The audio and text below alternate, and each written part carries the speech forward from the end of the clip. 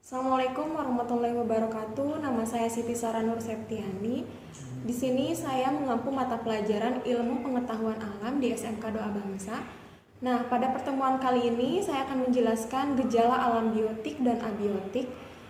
Untuk lebih lanjut, mari kita simak video pembelajaran berikut ini. Apakah yang dimaksud biotik dan abiotik?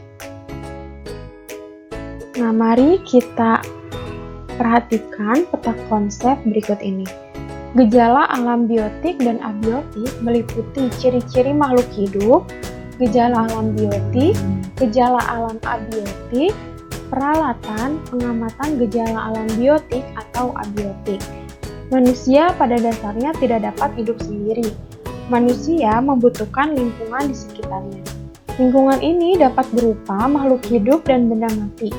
Objek makhluk hidup disebut biotik, sedangkan objek tak hidup disebut abiotik. Ingat ya, objek makhluk hidup disebut biotik, sedangkan objek tak hidup disebut abiotik. Interaksi antar komponen biotik dan abiotik di alam menimbulkan gejala-gejala atau peristiwa. Hal inilah yang dinamakan gejala alam. Dengan demikian, gejala alam di sekitar manusia dapat dikelompokkan menjadi dua, yaitu gejala alam biotik yang berkaitan dengan makhluk hidup dan gejala alam abiotik yang berkaitan dengan benda tak hidup. Nah, yang akan kita bahas yang pertama yaitu ciri-ciri makhluk hidup. Apa aja sih ciri-ciri makhluk hidup itu? Nah, bernafas. Setiap saat makhluk hidup selalu bernafas. Bernafas adalah proses pengambilan oksigen dari udara bebas serta melepaskan karbon dioksida dan uap air keluar tubuh. Contohnya sebagai berikut. Oksigen yang masuk ke dalam tubuh digunakan untuk proses pembakaran zat makanan.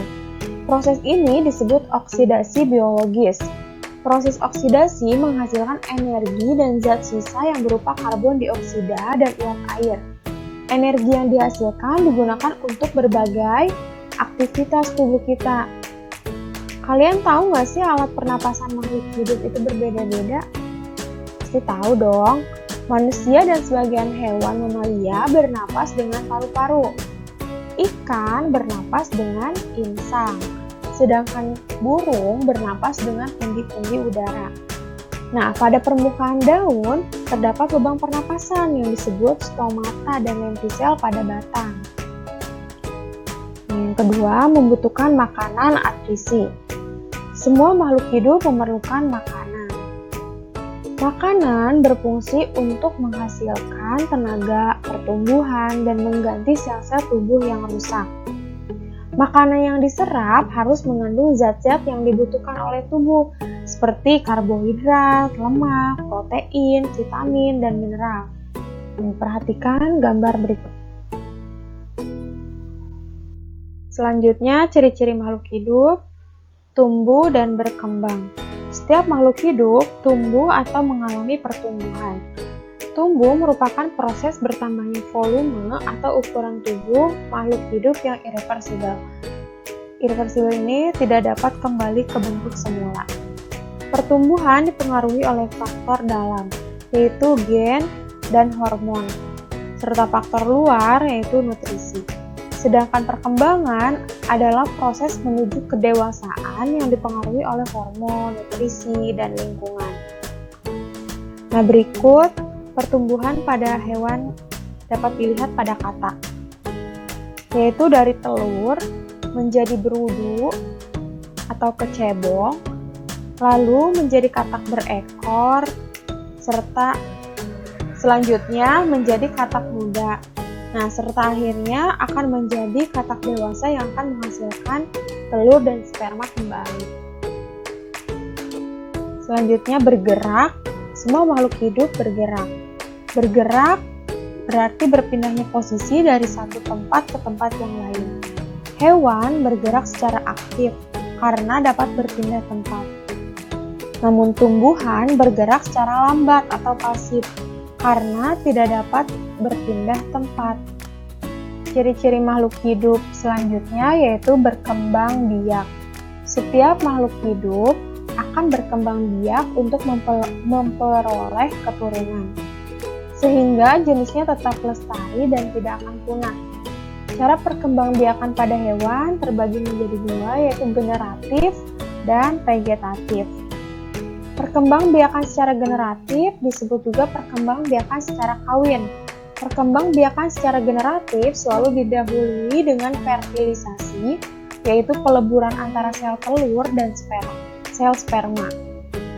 Hewan tingkat tinggi umumnya berkembang biak secara kawin. Nah, perkembangbiakan secara vegetatif disebut juga perkembangbiakan secara tak kawin. Pada perkembangbiakan secara vegetatif tidak terjadi peristiwa fertilisasi. Hewan-hewan tingkat rendah seperti amuba, paramecium, dan lain sebagainya umumnya berkembang biak secara vegetatif.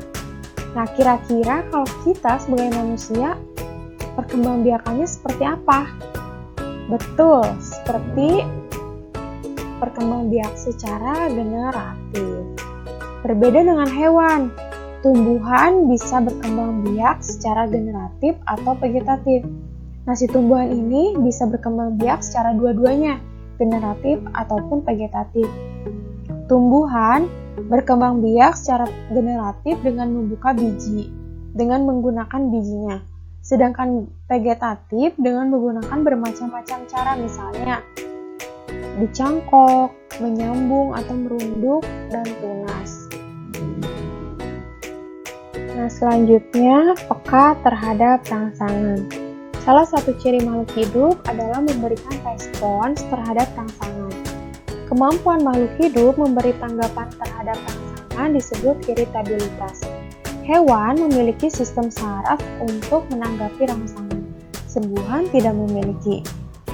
Rangsangan dapat disebabkan oleh faktor dari luar tubuh, seperti oleh sentuhan, cahaya, dan perubahan suhu merupakan bentuk rangsangan eksternal makhluk hidup. Ini contoh kepekaan makhluk hidup terhadap rangsangan antara lain pada daun putri malu. Nah, si daun putri malu ini, apabila kita sentuh, daunnya akan menutup. Nah, kalau pada manusia, jika terkena cahaya matahari yang silau, mata akan mengedip.